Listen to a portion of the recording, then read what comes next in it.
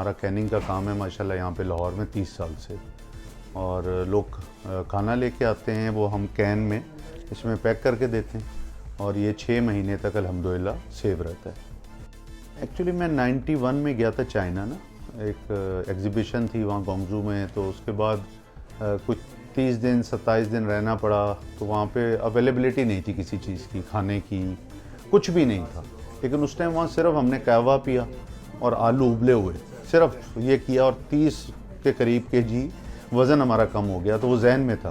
फिर 93 में मैं गया जर्मनी, वहाँ से अल्लाह ताला ने ये मुझे अल्हम्दुलिल्लाह ये अता कर दिया जो है।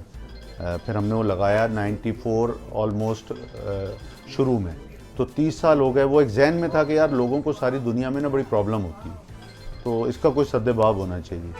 तो ये अल्लाह का शुक्र है, आज उम्रा हज पूरी दुनिया में लोग अपने प्यारों का टेस्ट, हमारी जो ट्रेडिशनल चीज़ें हैं वो सारी बना के लाते हैं और लेके जाते हैं और सारे पैक करवाते हैं अल्हम्दुलिल्लाह।